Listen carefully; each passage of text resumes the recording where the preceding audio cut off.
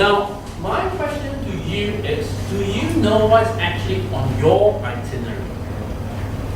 And I'm not just talking about the travel itinerary. I'm asking you about your life journey.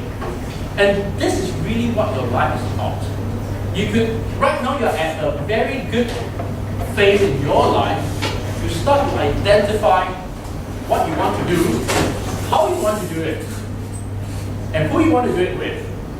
Would it be with your friends that are around you, or would it be with your family, with friends, or perhaps you have someone in your life that you want to spend a lot of time with. I think when I was your age, I was actually trying to date without my parents knowing.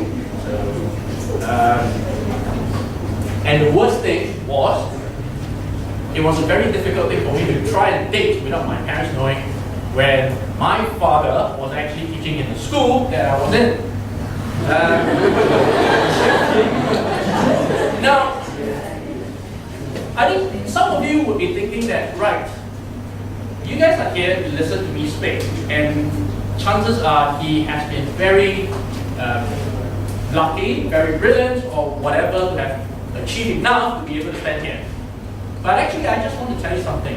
During my secondary school days, I failed every single subject when I was in Sec 1 and Sec 2, other than mathematics. Okay? And the reason why I cannot fail mathematics is, guess what? My dad teach mathematics in that school. Right? So you can see how embarrassing it will be for my father if I failed mathematics when he was teaching there. So I seriously did fail everything. I think one of the things I should have brought along is my report book from my secondary school days, and to show you that that was actually what happened. I failed science, which is embarrassing given that I am given an award for science.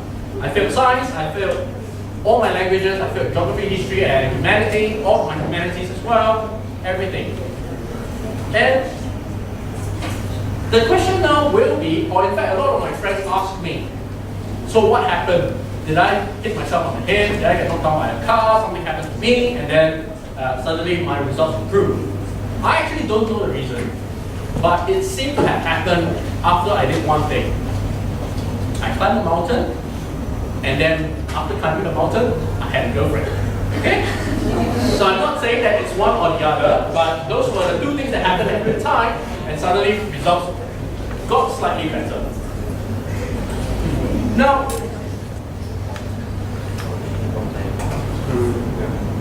how many of you think that your results are not very good?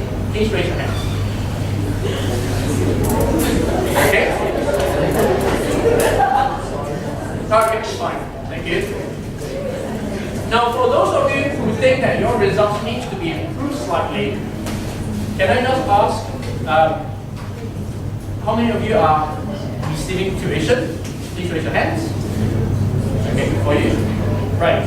How many of you are not receiving tuition, but still are trying your best to get your grades to improve? Please raise your hands.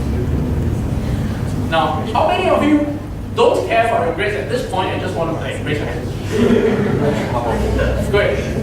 You are wearing a uniform from RGS. Good. Okay. Right. And you raise your hands. Good for you. Now, I've been rather privileged in one aspect of my life, which is I have a pair of parents who never really pushed me very hard in my studies. And perhaps that's actually why I ended up studying more than the usual amount that people will do. How long have I studied for? Other than my kindergarten, my primary school, 6 years, 4 years of secondary school, 2 years of JC, I did 3 years of undergraduate studies, 1 year of masters, and then 3 years of PhD. So how many years is that? I think that's cumulatively 20 over years. So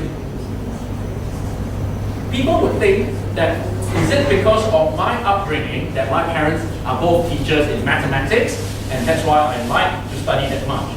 In fact, I always tell people that it's the opposite. My parents never pushed me to study. In fact, they encouraged me to play. I'm pretty sure right now, given the current situation in Singapore, I myself wouldn't encourage my kids to play that much either. I will make them study it just because it's very pressurizing. But one thing I did observe, most of you are studying a lot harder and a lot more than my aim. Despite what the government says about study less, learn more, it seems you guys are studying a lot more, learning, I wouldn't say less, but pretty much. Now,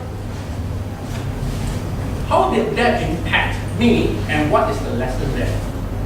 I think one thing that I was very privileged to receive was an environment which focused a lot on play and on knowing what I want to do.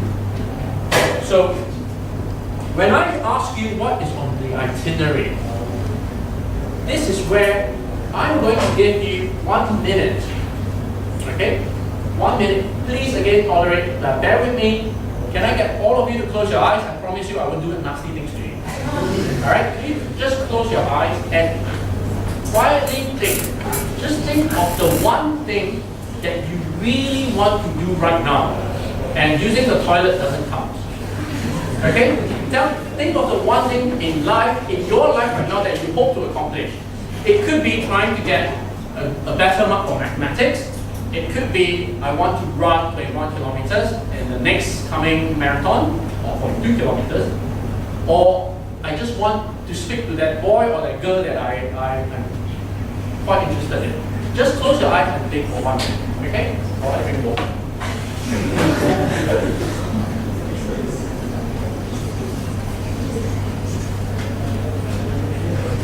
Okay. So, I actually see some of you really sitting down quietly and think about it. Some of you didn't, but I think that's how life goes. Now, for those of you who did, how many of you are comfortable enough to share that with your friends? Just raise your hand. I don't need you to tell me or tell anyone, but I just want to ask you, if I give you a challenge right now, I ask you to think about your dream, the one thing that you wish to accomplish. You thought about it, I hope you did. And how many of you are actually comfortable enough to verbalize that to your friends or to your parents? Please raise your hands. Thank you very much for that. Now, if I tell you there are a lot of people your age, including me, when I was between the age of 13 to 16, I pretty much didn't know where I want to go, what I want to do. It's not due to my parents, it's not due to my character, but I actually think it's partly to do with the lack of opportunity to just sit down quietly and think. Think of where you want to go, what you want to do, what really motivates you, what really inspires you, what really drives you. Because if you think that I've accomplished a lot, I did so by having fun. Because I ended up in a career, in a job that I really enjoy doing. I said I failed everything except mathematics. Now I'm a professor of statistics, looking at interesting problems in biomedical research, in biology, in health and healthcare, trying to improve life that way. And fundamentally, it was through knowing what I want, which is to applying mathematics to interesting problems. So my question to you now is, you have a dream, or you know what you want, okay? But do you know what you need to do to get there? This is where I'm going to share with you some aspects of my life which you may think it's very privileged, but I just want you to see the context of what I'm going to say.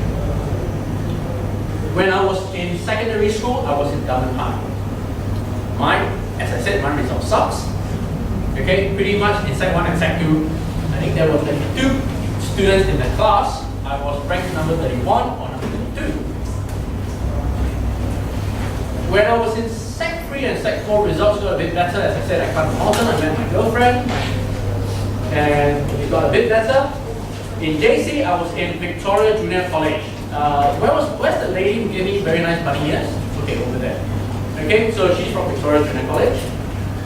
And once you get to junior college, you get to select what topics that you like to do. So I took 2 mathematics, physics and economics. Now back then, those selection of subjects pretty much are based in or grounded in a lot of mathematics. So it was quite a good life, but my general paper or my English sucked big time. So I didn't do very well for my English. So my grades for my general paper was poor. Alright? When I applied for scholarships, I think that's what. How many of you want to get a scholarship and go overseas and study? Please raise your hand.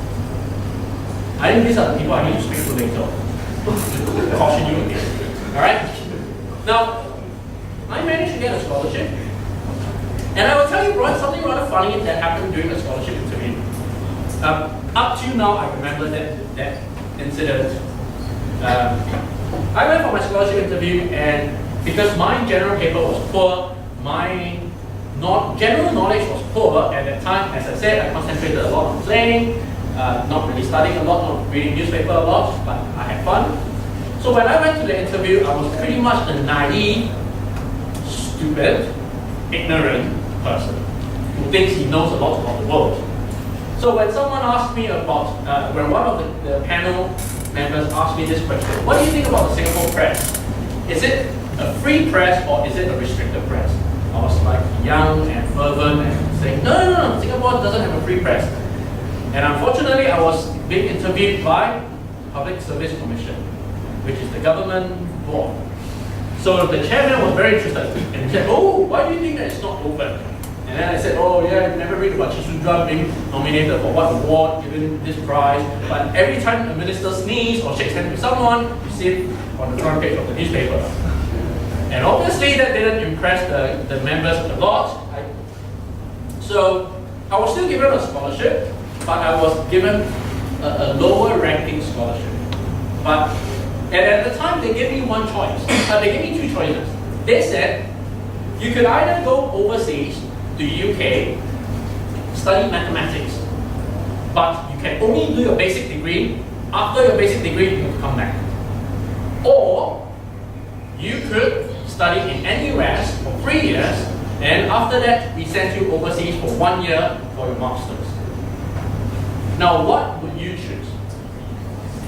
The first or the second? Second. How many of you will choose the second? Please raise your hand. Remember, the second choice will let you end up with a master's. The first will let you end up with only a basic degree, but you get 3 years overseas. Okay, so some of you will choose the second option. How many of you will choose the first option? Some of you will. Now, I will perhaps just ask this lady over here, why would you choose the first option instead of the second option?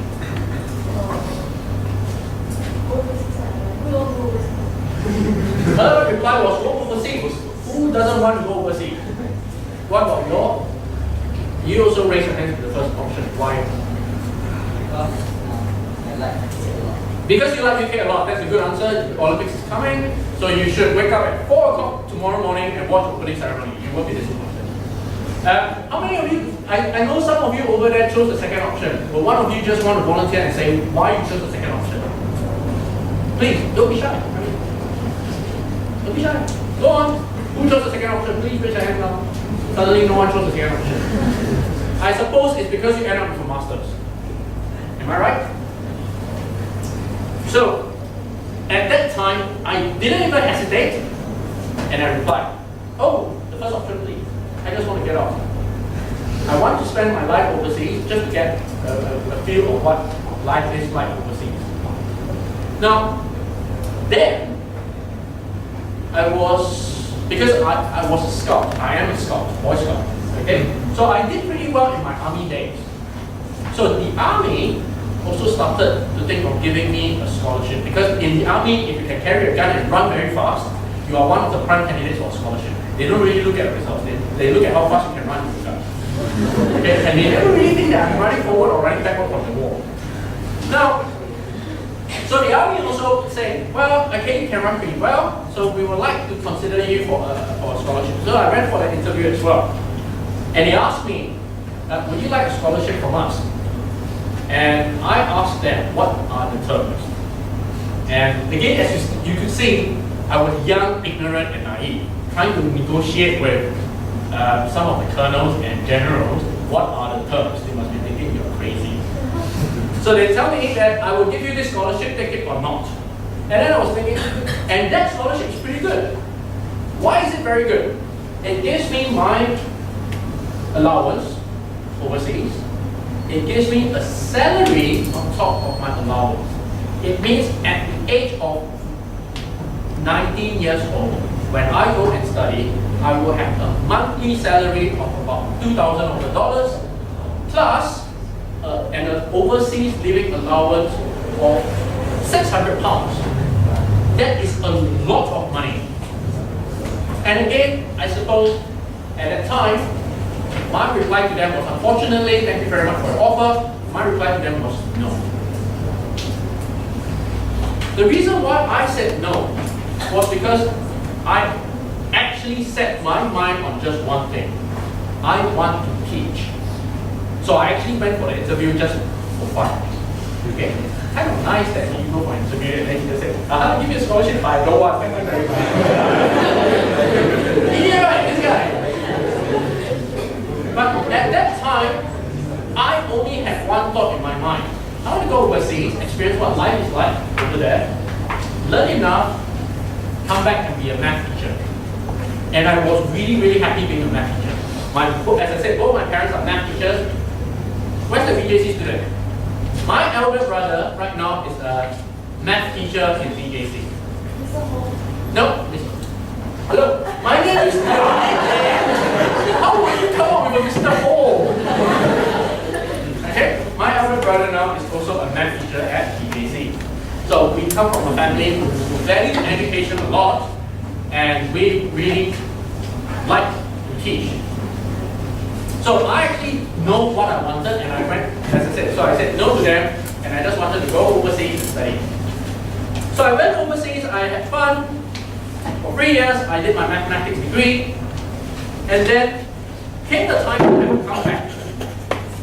Now, as I said, at that time, my scholarship doesn't allow me to do my master's. I can only do my undergraduate degree. So what happened then? Well, again, I did greedy. I wanted to try and apply for a master's. So I wrote to the scholarship board. The scholarship said, "Fat hope, your scholarship doesn't allow you to do that." Okay? So the first reply was a rejection. Then I appealed again. I said, please let me do it. I really, really want to do it. This is why I want to do it, because I think it will be good for me, it will be good for the organization. You have someone who's trained for a master's, blah, blah, blah. Again, PSC said, no, come back. Okay? Then I appealed again, and they ignored me. So I was quite stressed, because I had to apply for a place to study. I did that, I applied for a place, I got the place, but I still don't have the approval. I also don't have the money. I got the approval, I got a place to study overseas, but every month you need about $2,000 to pay for the rent, to pay for the food, and that's excluding school fees, okay? So if I don't get any money, I will not be able to study. I also don't have the permission from the scholarship board to do it, but I just keep appealing. To the extent that the Ministry of Education, sorry, teachers here, Ministry of Education actually blacklisted me. Now, it was rather fortunate at that time. The PERMSEC of MOE came over to London to have tea with the teachers to be. Okay? So we had tea with them, and then I went to speak to the PERMSEC. Hey, sir, I applied, but PSC said, you have to approve, get MOE to approve. But MOE said, no, I really want to do it. And then PERMSEC asked me why I want to do it. So I told him why. Singapore doesn't have people who does a lot of statistics, and this will be good for the country. At that time, trust me, I will say whatever it takes for them to just say yes. So in the end, he went back. 1 week later, a letter came in and said that you have the approval to do this. Go ahead. Okay, so I had the approval. But PSC said, okay, now you can do it, but we're not going to pay you to do it. You have to go and find your own money. Now, that's again another problem, because you tell me I can do it, but if you don't give me any money, I can't do it as well. My family, I have parents who are teachers, but if you don't, back then, teachers are not paid as well as teachers right now, I suppose.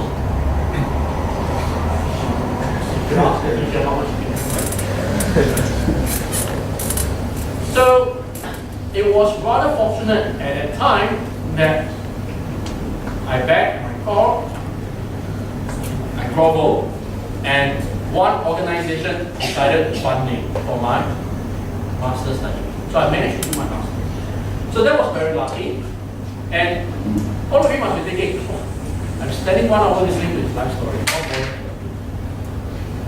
Now, what happens after that? As usual, we come back, serve in the army. Something rather unfortunate happened. I received injuries in my knee. You know your kneecap, those who does biology, you will know that the bone that connects your leg to your knee is shaped something like this, correct? It's like a tibia bone. Alright, between your kneecap and your bone is a layer of cartilage. I climbed too many mountains, I run too many marathons, my cartilage is entirely gone, and the two bones were moving against my kneecap, and there were 2 holes in my kneecap. So when I went back to the end, normally I could function normally. I could still go for mountain climbing trips, I could still run, but when I have to go back to national service, they can make me carry something like 20 kilograms plus a gun and make me run. And that was suddenly when I realized I cannot run that fast anymore. Because there was one incident where I jumped and my knee buckled, I got sent to the hospital, and then subsequently I landed up with a death-bound job. I was taken out of active military service. At that time I was very, very sad. Because some of the boys will be thinking, siao, this guy can get out of army, sit in an office with pretty girls or whatever and still complaining. But if you can imagine, I'm a person who's quite active outdoor, I like to be in the sun and run. Suddenly, if you put me in the desk-bound job, it's taking me away from something that I would like to do. Whereas all my friends were becoming officers, because we were in officer training school, they graduated, they became officers. I was so envious and jealous of them. Now, but something rather interesting happened. The person who posted me to my desk-bound job asked me a simple question. He said, hey, if I send you to be a clerk or to pour coffee for a general, your coffee will taste the same as any other people's coffee. So is there anything that you could do that will value add your next position in where we're going to send you? So I told him that, oh, I can interpret numbers very well. And what he went on to do, I was very fortunate again, what this manpower officer went on to do was he went to look around the entire Ministry of Defense and he came up with a job, which is pretty much like what I'm doing now, which is research. He said, Ministry of Defense does research, I will post you there. You go and help them do statistics. Okay, well, that seems all right. So I did that. I spent about my remaining few months of my national service doing that. And when I did that, again, this is when peer pressure comes in. Peer pressure starts to tell me, hey, why be a teacher? Go and be a researcher. I'm not saying that teaching is not good. In fact, I like teaching, and that's why I prefer to stay in my job now than to become a full-fledged researcher. They said that in Singapore, no one knows there are not many people who can do statistics. At that time, there were less than 3 people in the entire Singapore who does biomedical statistics, meaning using number crunching methods to look at biology data. There were less than 3 people who are really qualified. So then I get a lot of pressure to tell me, hey, stop thinking of a dream to become a teacher, go and become a researcher. Then I met some people who tell me that, well, why don't you think about going to NUS? Because that's where you can become a researcher and you can teach. So it's like fulfilling 2 different aspects of a goal or my dreams. Then came again this problem with Singapore scholarship. Singapore scholarship, it comes with a very nice term, it's called bond. Or some people will give it a darker name, it's called bondage. Right? So I had 8 years of bondage. I was the older batch of students who had 8 years. I went again to PSC and said, please let me do my PhD. And obviously you will know the answer is no. This time round, the no came from PSC itself, in addition to MOE. So Everyone except my family, my girlfriend at the time, and one person in PSC believed that I should carry on doing this. Everyone else said, you will never get to do this, you will not get a chance to do this. It came from very high up people in the Ministry of Education, it came from very high up people in the Public Service Commission. Lots of people were saying no. But I think what was very fortunate for me, I had wonderful parents who just said, just try. If you don't try, you fail. You try, you just get rejected. Rejected, never mind. My dad always said, the one thing that's very good about me is I have a very thick skin. So if I fail, I will appeal, fail again, never mind. Try again, keep doing that until they really can't stand me anymore and just say, go lah, get off. Okay? So I did that. I keep appealing. And it finally reached the stage that I had, because all of us had to meet up with the commission of PSC. The PSC has one commission, which is the commission. And that commission makes all the decisions to hire who is the director in PSC, in Ministry of Education, who is the director in the Ministry of Health, and so on. That chairman also sits on the advisory board for the president. So he is a very influential and powerful person. His name is Dr. Andrew Chiu, who passed away this year. So I will actually always be grateful to him. Because during my interview, he just asked me one question. How many people can do what you want to do in Singapore right now?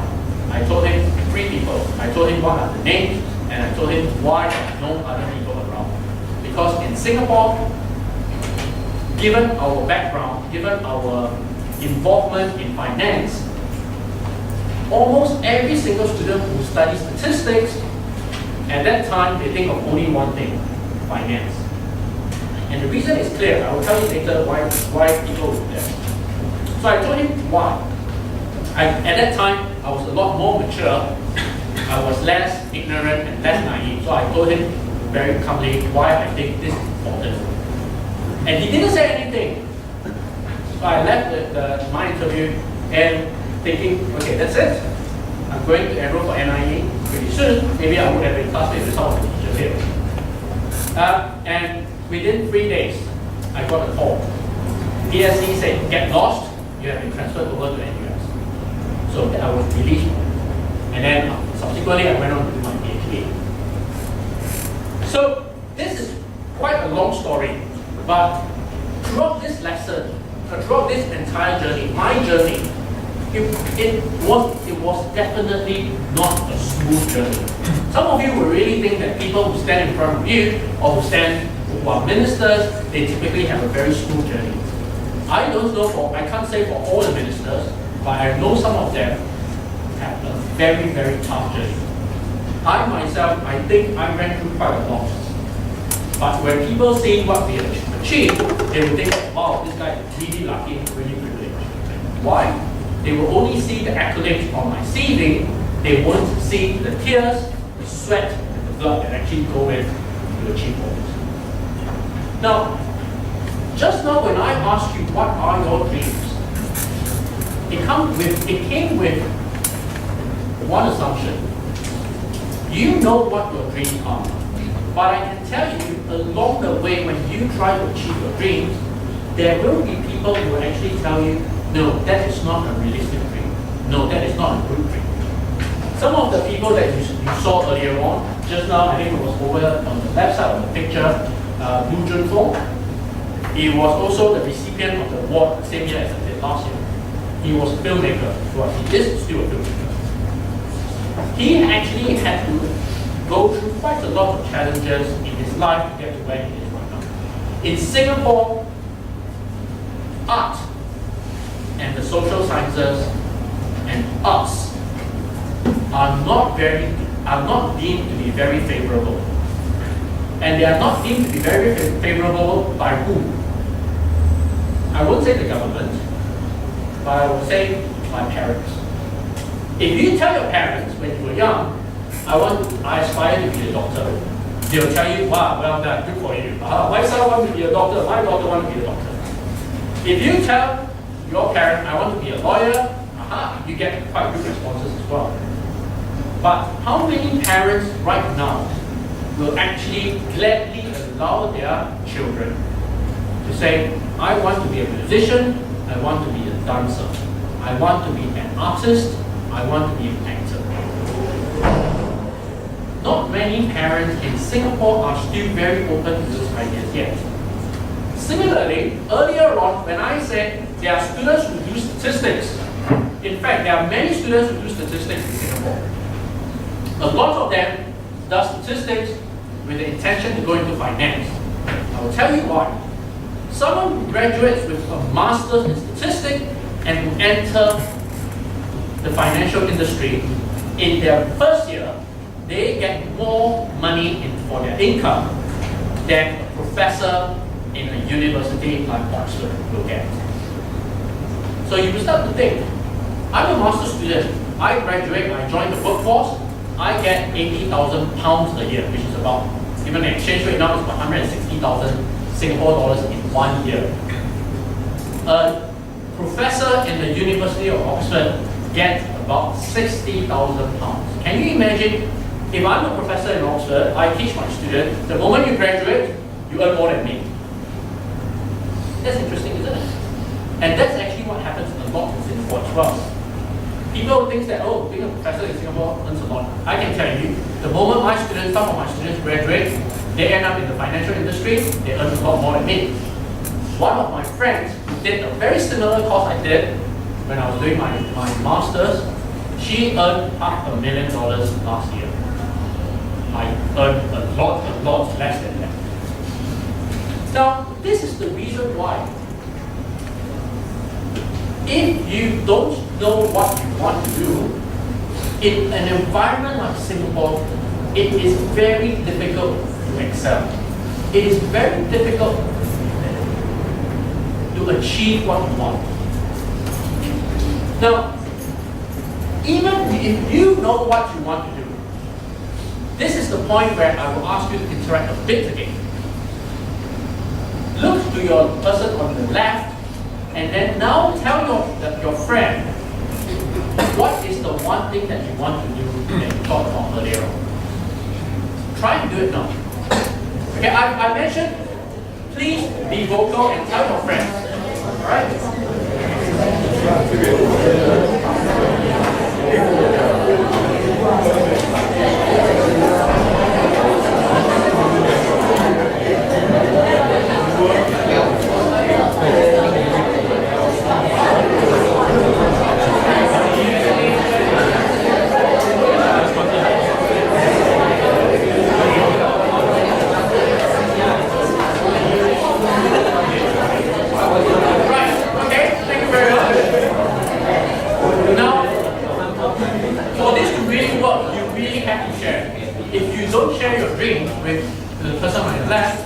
It means something. It means either you're very shy of your own dreams, or well, you could be very shy in general. Alright, full stop. Or you're very shy to tell people what your dreams are. Don't. Mark my words. Believe me or not, when you live your life and you tell people your dreams, it is very likely the response that you get in your life when you tell people that is that they'll laugh at you. Seriously, they'll laugh at you. When I tell my friends I want to be a teacher, some of my friends laugh at me. When some of my friends tell me that they want to be a doctor, I also laugh at them. Now if I have, when I go to schools and when I speak to some of the students, a lot of them will tell me that they want to be doctors. I always ask them this question: why do you want to be a doctor? Now, remove that doctor and think of your profession or your career or your dream job that you want to do. Do you want to be a travel writer, where your job just basically flies around different countries in the world, explore those countries, write about it? Would you want to be a chef, by creating very nice dishes, which is an art by itself, for deserving customers who appreciate the food? Will you want to be a teacher? whose job is to inspire and to motivate young people. Now, if I ask you, why do you want to be a doctor, a lawyer, whatever you want to be? Do you know the answer? Seriously, do you know the answer?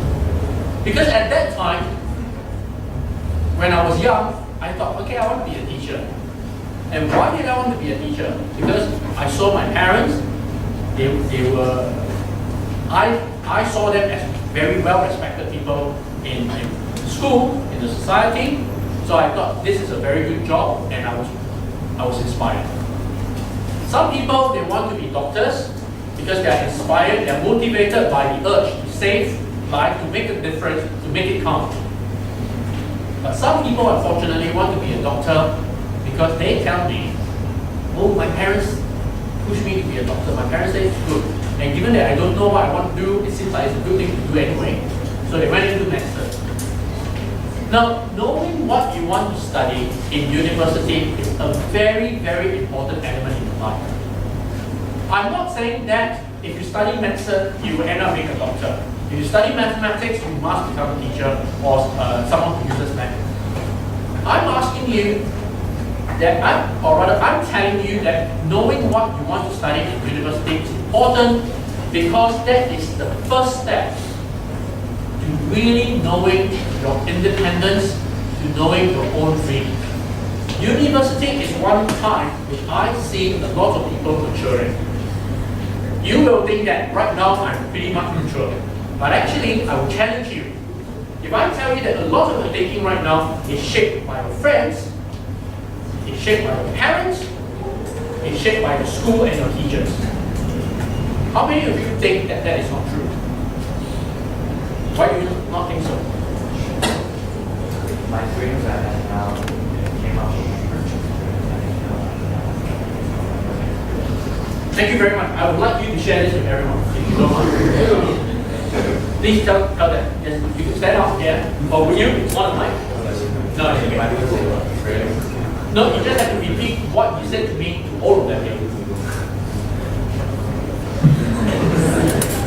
Suddenly it doesn't look easy, isn't it? I personally feel that the dream I have now came up from my personal experience that I had from my short life, that I had until now.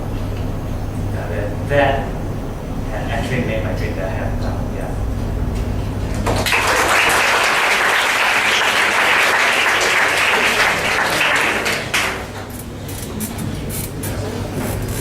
So I respect that a lot because he tells me his dreams, it's what he experienced and what he wants to pursue. He felt he may have thought about it himself. And that's what I want to focus on. Have you spent time thinking about what you want? What you want in life will definitely change. So right now, what you want will not be what you want in 2 years' time. I can tell you, my daughter just wants to eat M&Ms the whole day and not eat anything else and not do anything else. But that's one important step, which is to know what you want to achieve. Because one aspect that changed a lot in my life after I climbed that mountain was that I realized that I can actually climb a mountain. At the age of 15 years old, the mountain was, right now I think it's relatively trivial. It's Mount Kinabalu. It's about 4,100 meters tall. At that time, mountaineering is a very young sport in Singapore.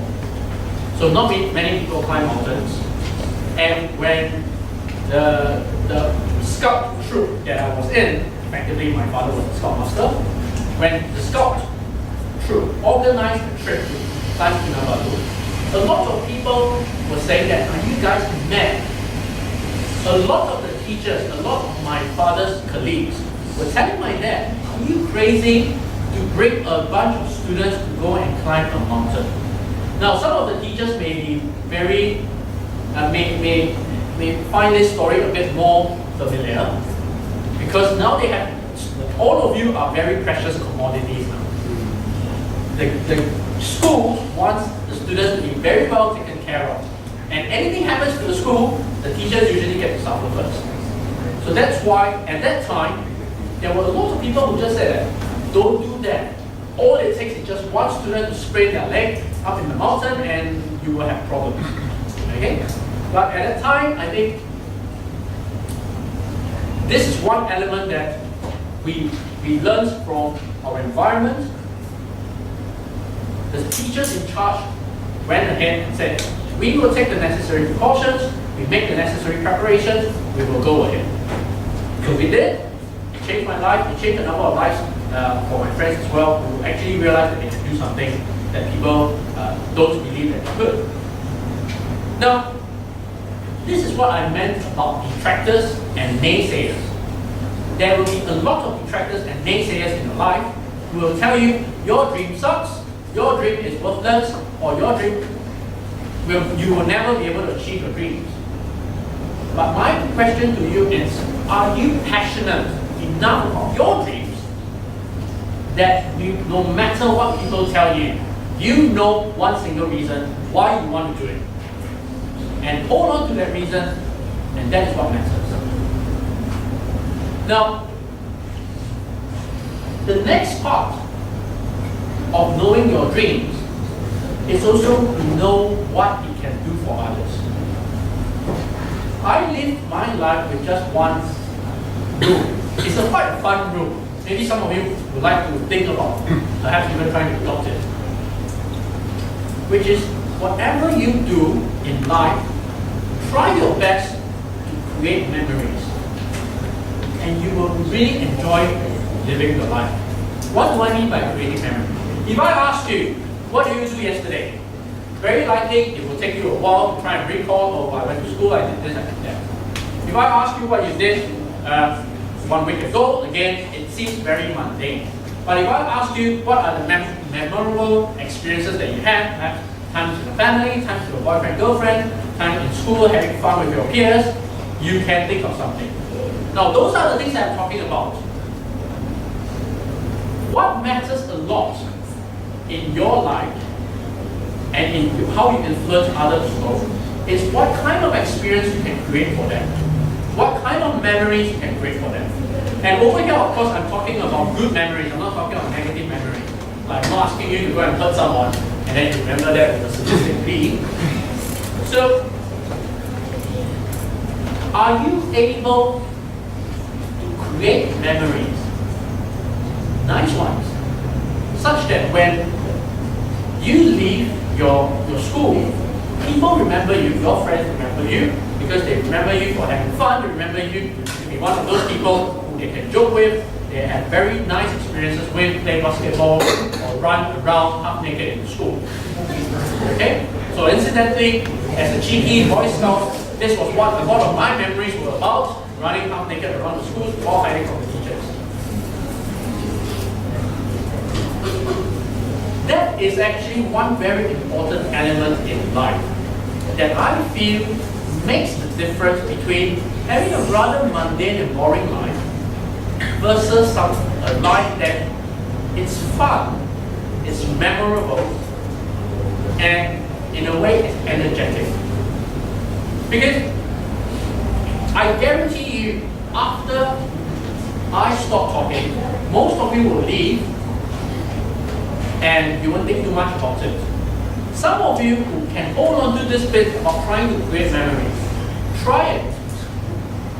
I think just now someone was telling me one thing about, I like to make you smile, or I like to see your smile. Was that the person from hardware telling me that? Yes, he actually told me that I like to make people smile.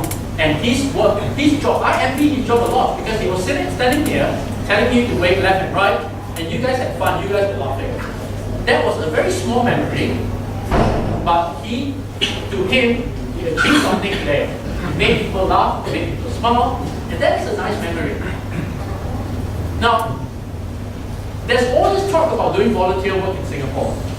In a way, I'm very disdainful of this concept of volunteerism in Singapore. Why do people volunteer in Singapore? Well, on top of the number one reason, if you are a person about my age, is to try and get your kids into a primary school. For people your age, when we talk about volunteering, it's trying to get enough credit or accolades in your resume so you can apply for scholarships. So this is the warped concept of volunteerism. Volunteerism is really something that you should do without expecting anything back, and yet you enjoy, really smile and laugh a lot. It formed a very nice memory when you were doing that. That is real volunteerism. Okay? So I started the talk with the title, What's on the Itinerary? Now you can see why I'm using this talk, why I'm using this title.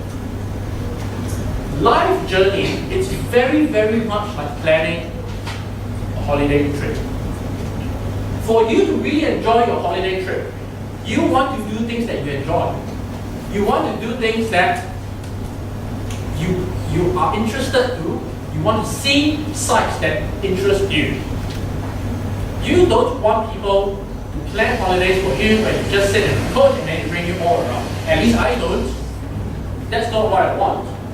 If I go for a holiday, I want to make sure that I'm doing something that I really like, and not just because what someone thinks that bulk of the population is like, or what the bulk of the population will like.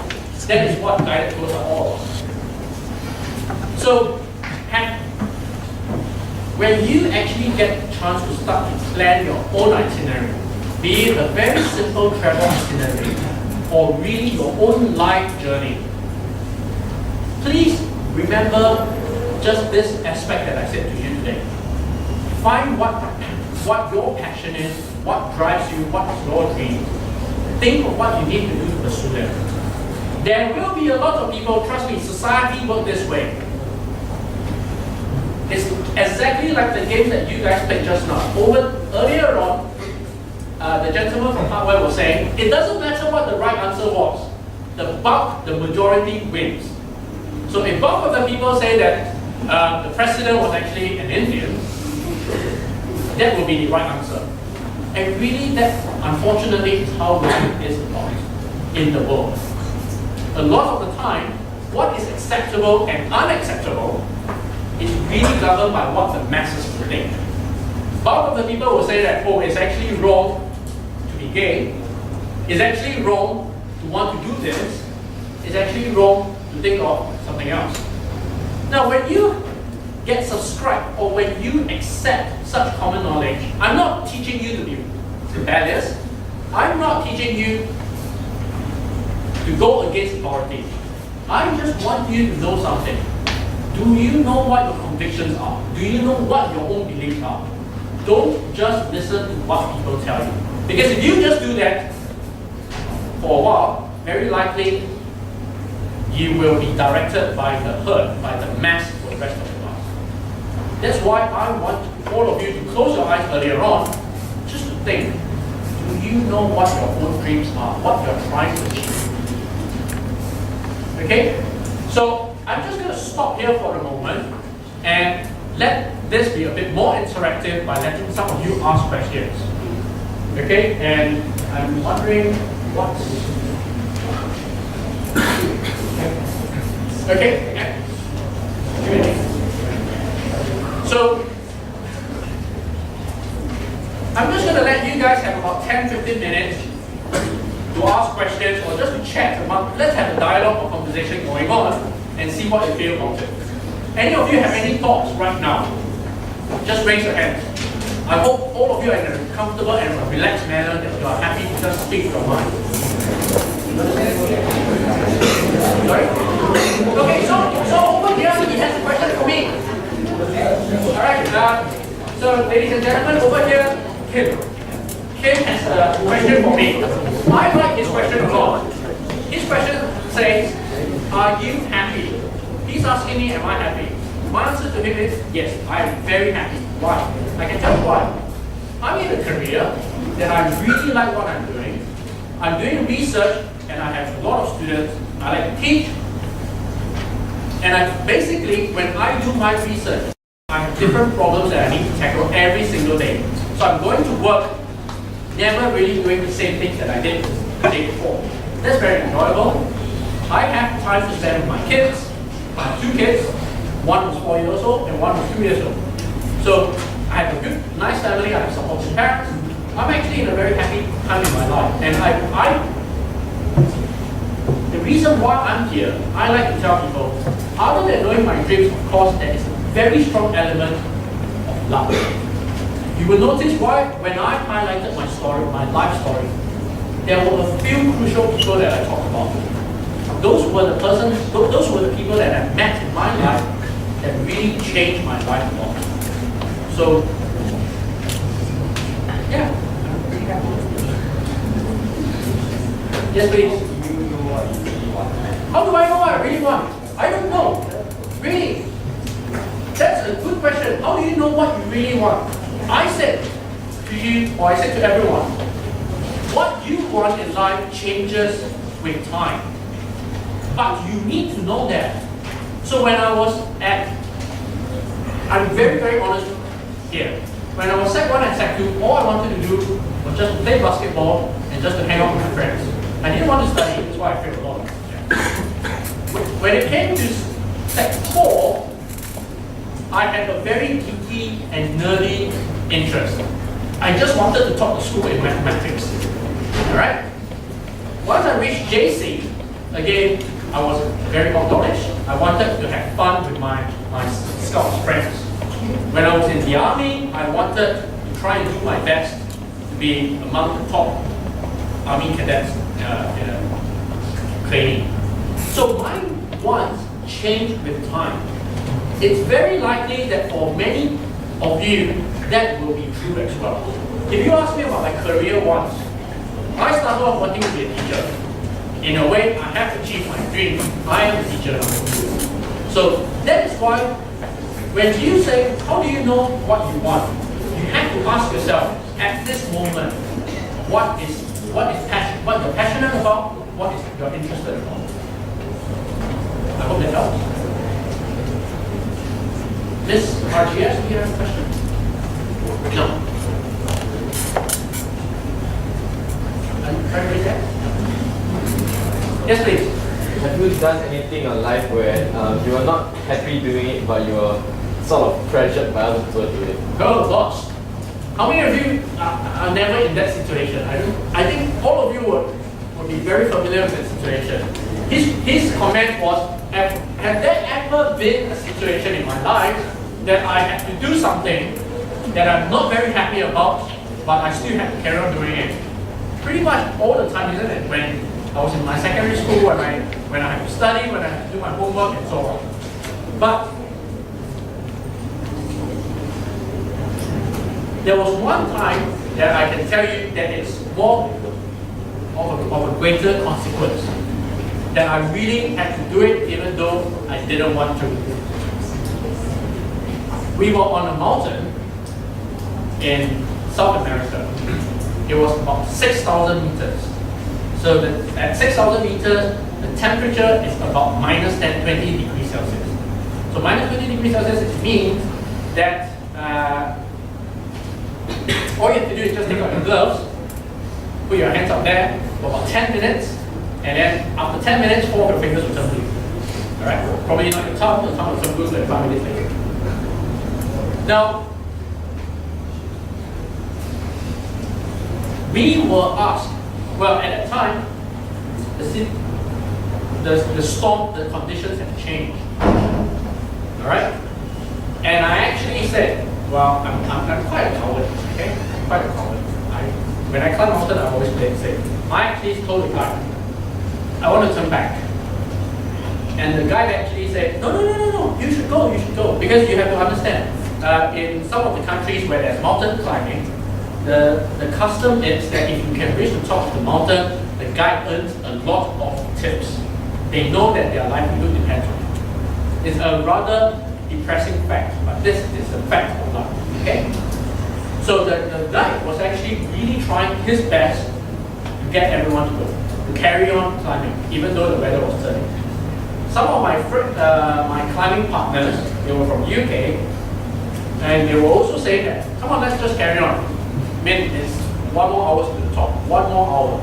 Really, if you spend 9 months to a year training for an event, and then you're just 1 hour away from reaching the top, you will suddenly feel this very strong pressure that, no, I just want to carry.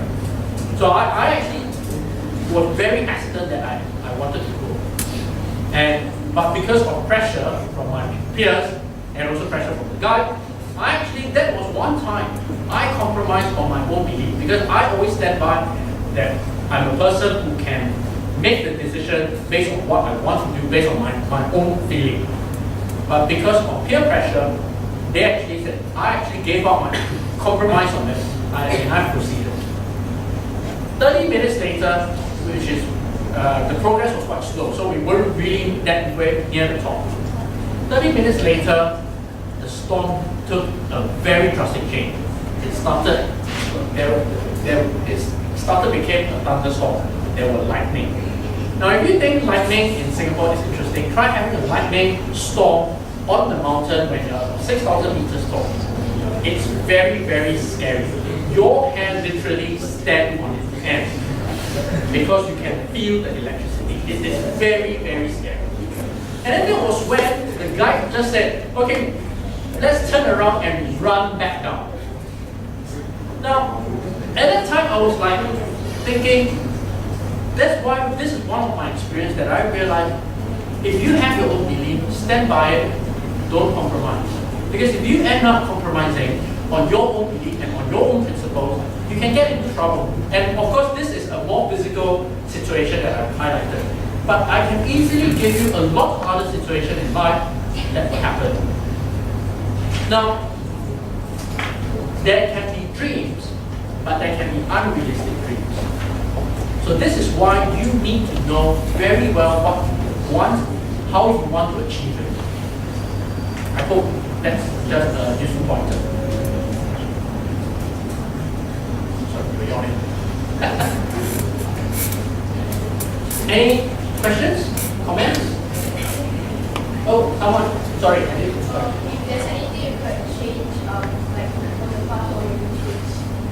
Why do I get that question a lot? And my answer is actually not much that I want to change. Because if you have lived your life knowing where you want to go at that time, you really will not regret it. Right now, I will be very honest and tell you one fact. And in fact, I told my boss in NUS this fact. I told him that right now, I just want to concentrate on my family. I don't want to work as hard. Okay? My boss replied saying that, okay, it does mean that my promotion will be delayed. Instead of getting to be this particular, instead of getting to earn like a banker in 5 years, I may need 7 years or 10 years to earn like a banker. But at least I know that at this time in life, this is what I want. Because I know that my kids are young, I try to spend more time with them. But once you know what you want, actually, the decision making is easy. If you keep thinking that, oh, I don't know, I have these two decisions that I need to make. Should I make A? Should I choose A or should I choose B? It actually means that you cannot sit down and ask yourself what you really want. And what you have been doing is really listening to your friends, your peers, your parents telling you, oh, you should choose A. Some of them will tell you you should choose B. That is why you're split. But actually, a lot of decision in life, all you have to do is really just sit down very quietly, listen to all the arguments that your friends, your parents can give you, or your teachers, your mentors can give you, but ultimately the decision lies with you. If you make that decision, you sit down and just think through it, suddenly everything is very simple. And that's why if you ask me the question, have there really been anything in my life that I would change or I would regret? Not that much. Not that much. Any? Yes, please. Have you seen or went through anything that got you thinking for a while that something interesting? Something interesting. Yeah, that you went through that got you thinking for a little while. Oh. Got me thinking.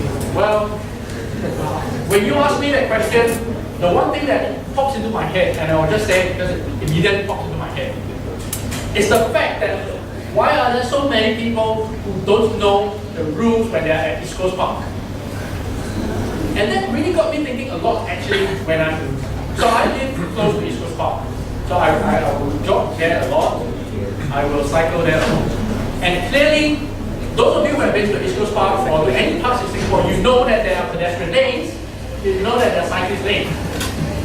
And what is amazing in Singapore is that there are a lot of educated people who will walk on cyclist lanes, and there will be a lot of cyclists who will cycle on pedestrian lanes. I mean, this is something really trivial, and you will think that, oh no, he's just saying that. But that, when you ask me that question, that's really something that comes to my head immediately. And what is the greater context of that? The greater context of that is there are actually a lot of rules that we know about, that as rather educated people we know about, but sometimes we just totally ignore them. Now, I'm a rebel on a particular situation, but when it comes to simple rules like if there's a zebra crossing, for goodness sake, please stop and let people walk across, especially when there are small kids trying to cross the zebra crossing. But you will see just cyclists just going past, or sometimes people knocking down some of the kids. I've seen this myself. So that's why when you ask me, have I seen anything that made me think? I'm not xenophobic, I'm not against any Caucasian, but this was one experience that I really can't get out of my head. I was running. There was a mother pushing a friend, a very young baby, trying to cross the zebra crossing at East Coast Park. So she went across thinking that because it's a zebra crossing, people will stop and let her go. The cyclists will stop and let her go. So this Caucasian cyclist, as I said, I'm not against Caucasian, but in this incident, it was really a Caucasian cyclist. Almost crashed into her, went past her, shouted a vulgarity at her, and showed her a very interesting finger. And you could, it's a fact, a lot of Caucasians in Singapore are expatriates and they are very highly educated. But it's just boggling that a very highly educated person will not even stop at the zebra crossing. I mean, normally even if you see some old lady or some women trying to cross the street, across the road, you will stop. But this is a situation that really got me thinking, what is the state of education or life in the world, not just in Singapore? Yes, please. You're talking about a lot of education debates and all this. How is that same scenario like overseas? So his question is, I mentioned decision making versus in Singapore versus how things are like in overseas. Now, I was in UK for 11 years. I will tell you now, I'm only 34 years old, so 11 years is pretty much 1/3 of my life. Now, I've realized one thing. If I ask a Singaporean how they feel about their government, they will complain a lot, they will curse the government a lot, but at the end of the day, when they need to vote, they will vote one particular party. Alright? Now, in UK, it's a lot more, there's a lot more freedom, there's a lot more freedom of expression. When people really criticize, they criticize it with a passion. And they don't just criticize it with a passion, they criticize it with a purpose as well. They are really trying to affect change. So it is, some of our ministers are not wrong when they say that Singaporeans in general are quite mild, they are quite apathetic politically. Because we do complain a lot, but when we need to make the effort to change things, we just take a step back and say, well, someone will do it. Let Mr. Chisuka do it, and let someone else do it. Now, what about other decision making? Education-wise, if I ask a Singaporean what kind of career you want to pursue, it's very fixed. You will always get that few answers. I can easily poll all of you here, and I can tell you there will be quite a high proportion that will aim for doctors, lawyers, engineers, and computer scientists. Or maybe work in the financial industry. But whereas in UK, it will be very different. You will have all elements there. And one aspect that I like to use as an example on the difference between a more liberalized society and a more rigid and controlled society is by looking at the 2008 Beijing Olympics closing ceremony. I don't think many of you remember, but hopefully over the course of the next few days there may be some recaps. Just look at it. For the Chinese display, mass display, it's very well controlled, it's very precise. Everyone acts at the same time in the same precise manner. And then when it came to the London segment, when they came in, they had about 12 minutes to put on a segment to introduce London as the next hosting country. It was entirely chaotic. You had David Beckham kicking a football somewhere out into nowhere, throwing football everywhere. And then you had cyclists running around crazy. There was practically no pattern and no organization there. So that is also one aspect of the difference. And finally, I will just mention one last thing that I'm very passionate about and I'm constantly thinking of as well. In Singapore, what is the usual life of a student? After JC, they will go on to university. Of course, the boys will have to do national service. After university, or rather during university, the students will be thinking of internship. Let's try and find internships. Let's try and get part-time jobs during the summer in some law firms or some relevant organization that is relevant to their job. After university, they will start to look for a job, and then they'll start working, meet the partner, apply for HDB or condominium, stay in there, children, and so on. What I realized a lot for overseas people is that they will do something that a lot of Singaporeans don't. They will take what we call a gap year. A gap year means either after your junior college days, before you enter university, or after your university, before you start working, they will actually take between 6 months to 1 year to go overseas. They will travel, they will go around the world. And actually that is one important element that I feel is very different from East Asian society versus a more liberalized Western society. Parents are a lot more accepting of that as well. If you tell your parents now after JC that, oh, mommy, daddy, can I take 1 year out? I want to go Africa for 1 year, travel from Egypt down to the Cape of Good Hope. They will tell you you're mad. Go back and study and go and do your university. And that is actually quite an important difference in life exposure and in life experience. And I think that's one element that I feel marks the greatest difference between the two. Any other questions? Yes, please. How do you overcome disappointment? How do I overcome disappointment? Wallow in it. Seriously, wallow in it. Meaning, immerse yourself and really feel disappointed. Because the last thing you want is to have your friends come and tell you, hey, it's okay, it doesn't matter. No, it matters. Because if you are really disappointed, it means you did not achieve something that you really want to. And you feel disappointed. You feel sad. You need to acknowledge that feeling. If you don't acknowledge that feeling, you will never be able to experience the opposite, which is when you finally achieve it, you feel extremely happy. Because if you tell yourself that, oh, I'm disappointed, it's okay, never mind.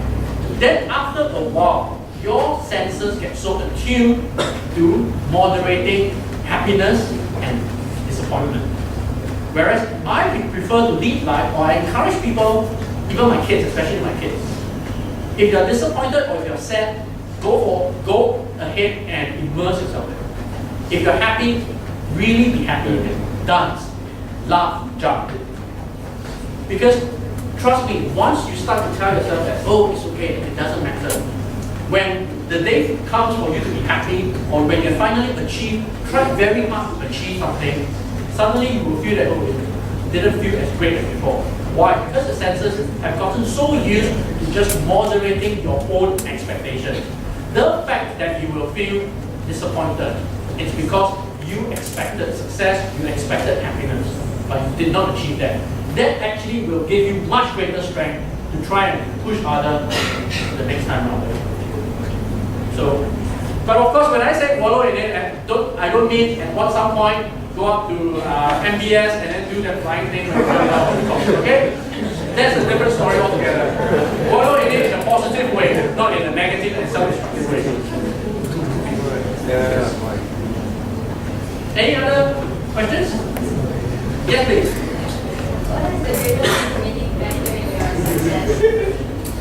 What is the greatest motivating factor in your success? Her question is, what is the greatest motivating factor in my success? Always trying to challenge myself. It's very simple. Because, okay, I was just talking to my wife about this 2 nights ago, really, over dinner. And my wife was rather unhappy about it.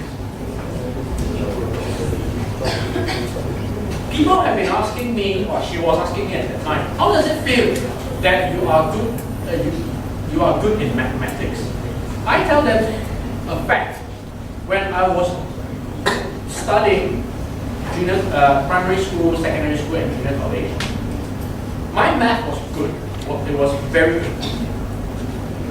But when I score, for example, 97% in my test, my dad, who's the math teacher, will tell me, why did you lose that 3 marks? He will not focus on the fact that it's 97%. For a Sec 4 math exam, I think you will know for a Sec 4 math exam, 97 is quite a good score. But he will not focus on that. He's not being a tiger father. Alright? He's not being trying to press me or trying to pressure me. But he always wants me to find out what happened to that 3 marks. Is it because I don't know how to do that question? If that is the case, he's very happy about it. He accepts that okay, you come across a challenge that you cannot overcome, which is fine. There is a lot of such situations in life that you need to accept. But if it's a situation that is a question that I know how to do, but I was careless, I was overconfident, or I was too proud to even go back and check the answer, that's when he will actually reprimand me in a gentle way.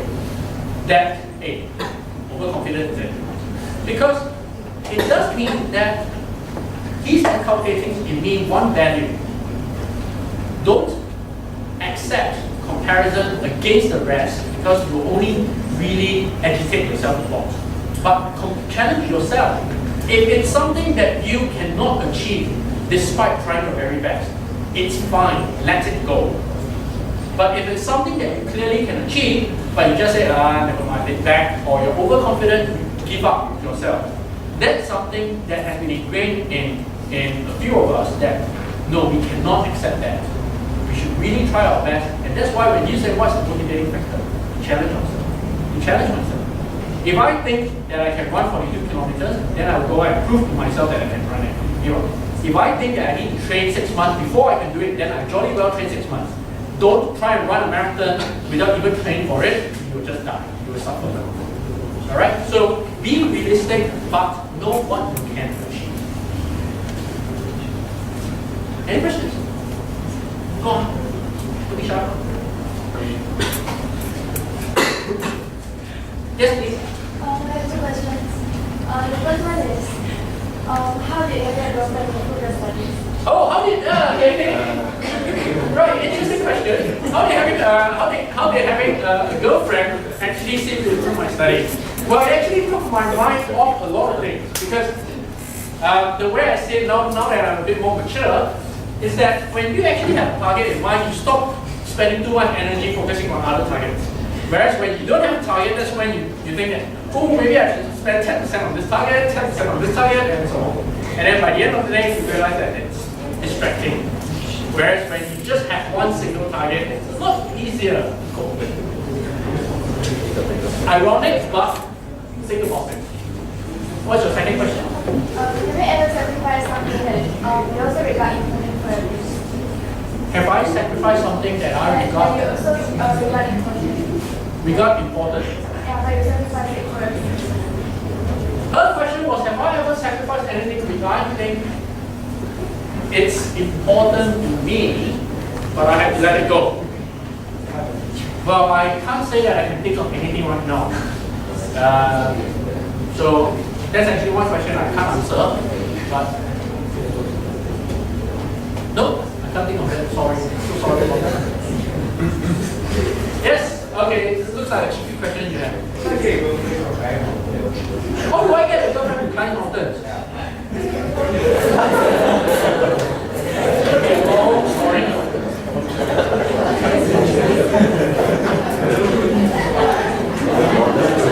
Okay, so I can tell you, the answer is rather simple. Look at the right places.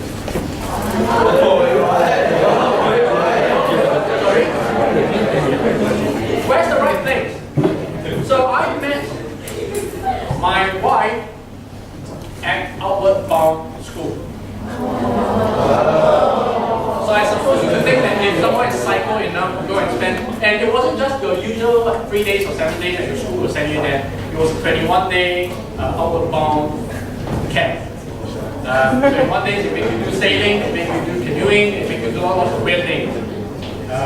And yeah, that was where I met. And in fact, I'm happy to tell you that my wife and I still go mountain climbing once every year at least.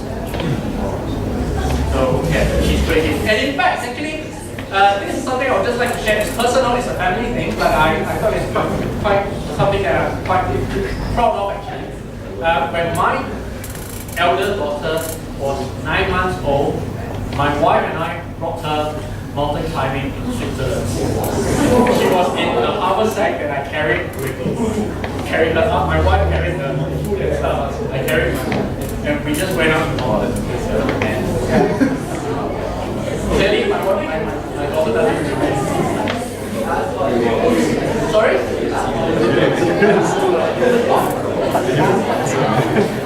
Oh, he asked, what shampoo did I use? I'm assuming not just shampoo, isn't it? Body deodorant as well. I mean,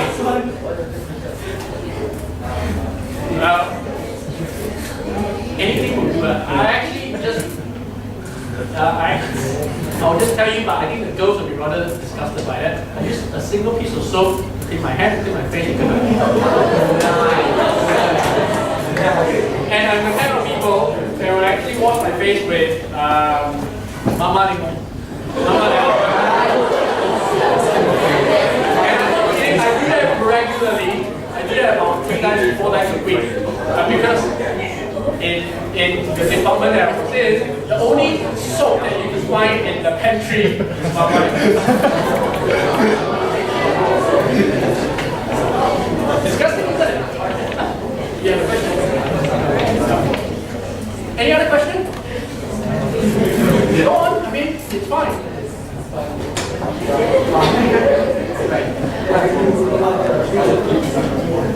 Go on. What other questions do you have? No. Any other questions do you guys have? Yes, please. My personal view about education is that it not only teaches us more knowledge about the respective fields in the study that we are heading, but it also teaches more about ourselves. It gives us self-knowledge as well. So in your many years of studying, what is one weakness that you have discovered about yourself, and would you mind telling us how you overcome it? Right. His question was, he gave a very nice preamble to the question. He was saying that education is really not just about academic results, it's a lot about self-discovery as well. When as you go through your entire career, well, your entire journey as a student, you're starting to learn a lot about yourself. So his question was, did I learn anything about one of my weakness about myself? I learned one thing: stubbornness. I'm very, very stubborn. And it can be a very good thing, it can be a very bad thing. The good side of it actually was seen when I just refused to give up and I just keep leaving. Because I think I know what I want. But that stubbornness actually comes with a very darker side of it. It comes with pride. And that's one element that is a weakness. And that I actually learned along my way. Because when you're stubborn, it actually means that you also firm to your belief that you think that you're always right. Now, as I said, it comes with a good side and it comes with a bad side. The good side is if what your belief is positive in nature, you're actually good in being so stubborn. But if your good, if your stubbornness actually is holding on to a belief that is not very right in the first place, you end up hurting people, you end up hurting yourself. So that's actually what I discovered. Any questions? Are you talking to her because you're falling asleep, or you're prompting her to ask a question? Oh, okay, please go ahead. I've no idea she said ask a question. Do you have a question? And what would that question be? Since you're prompting her, so you probably know the question. So you can speak on her behalf. Oh, she has no question. So given that you're prompting her, so perhaps you have a question? I already asked. Oh, okay, you have already asked a question there. Any other? No?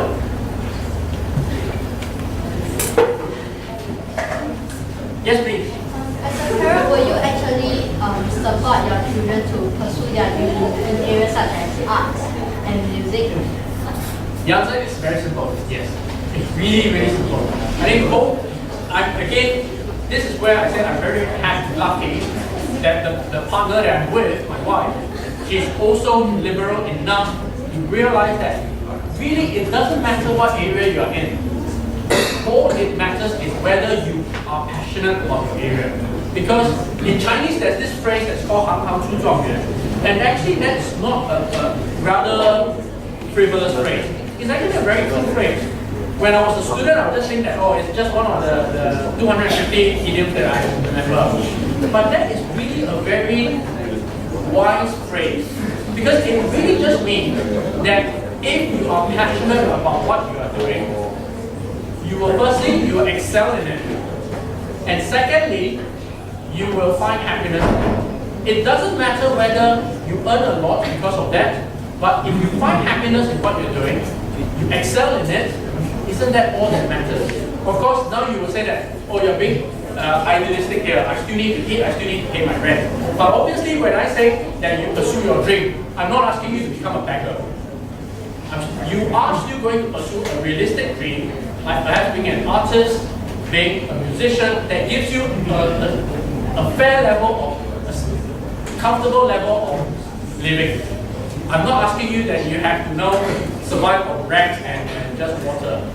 So that's a very different scenario. But if you really are passionate about something, you will actually excel and find happiness in it. And that's really something that, if you think about it, is what matters.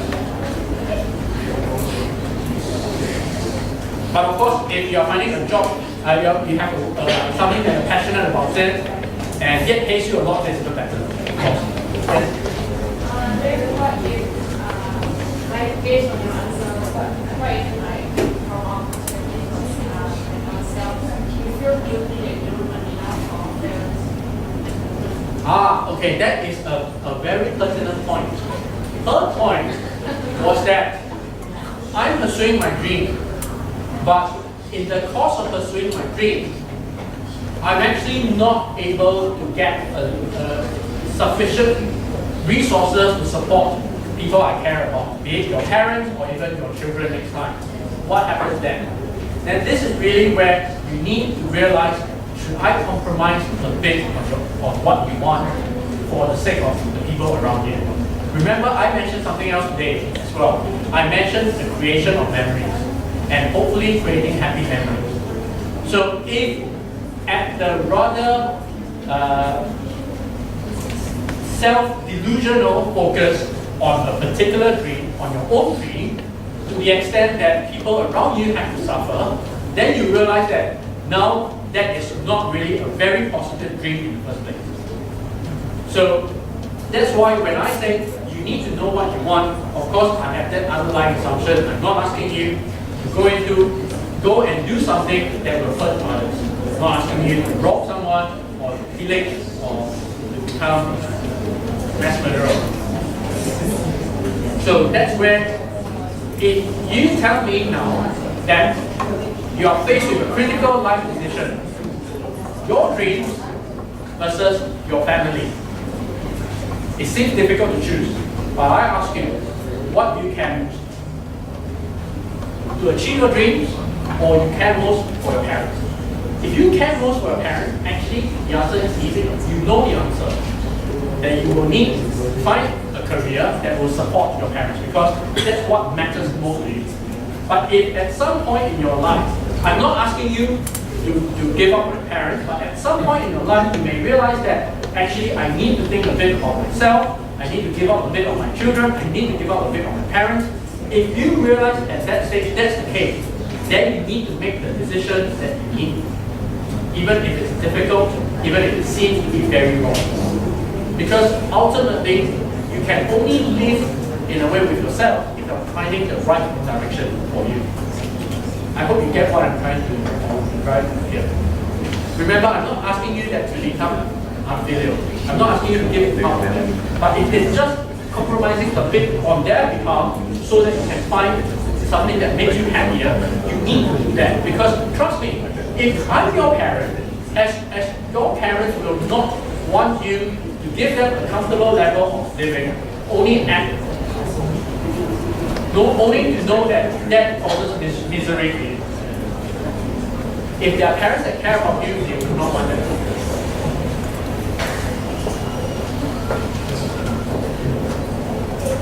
Any questions? We still have time, I think.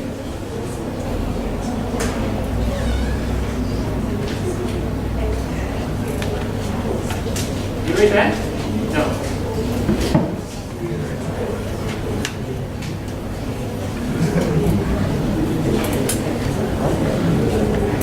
So, I think Uncle Ronald may be waiting for us. So, I don't want to call you back more than you want me to. I will stay around for a while if you have other questions that you want to ask me, including how to get into a medicine faculty in NUS and so on, because lots of people seem to come to the talk just to ask me those questions. And my answer to you actually right now is to tell you I don't know anything about entering NUS or study medicine, so don't try out. But I just hope if anything you can take away from today is just one thing. Spend some time every week or after your exam. Just ask yourself, what do you want to do next? What do you want? What drives you? What you're passionate about? The Olympics is starting tomorrow. The Olympics is all about pursuing your own passion, pursuing your own dreams. So all of us here, trust me, we will just be spectators. We will just sit in our sofa and watch people sweat it out. And when people win, we just say, oh, okay, Singapore got gold, or okay, Malaysia didn't get gold. That's what we will say. But remember, that individual who got it, it's a lifetime of dreams, a lifetime of effort, and a lifetime of passion. Some of you who are sportsmen or sportswomen, some of you who are musicians, some of you who are dancers, some of you who are artists will be able to realize such feeling of putting in a lot of effort just for that one single moment to try to achieve something. So before you knock or you laugh at some of the athletes tomorrow, from tomorrow onward, always remember those are the dreams of someone that they have spent perhaps a lifetime trying to pursue. When you actually start to think about it that way, you will start to realize that actually games like the Olympics or even a very simple inter-school sports meet is filled with a lot of meanings for those people who are competing. For people like you and me who are just attend it, most likely will think that, oh, I need to spend the whole afternoon going to National Stadium and cheer for my school again. It doesn't have to be here. It's such a waste of time. But for those of you who have competed before, you will know exactly what I mean. You train 9 months, 1 year, just for a single moment. It is a dream. And that is exactly what I'm trying to get all of you to realize. Your dreams are exactly like that of sports people, where you need to know what they are, you need to train, you need to work hard for it, and when you fail, acknowledge the disappointment and tell yourself to try harder. But when you succeed, at least tell yourself to acknowledge the success and to enjoy the glory for a while. Okay? So, thank you very much, everyone.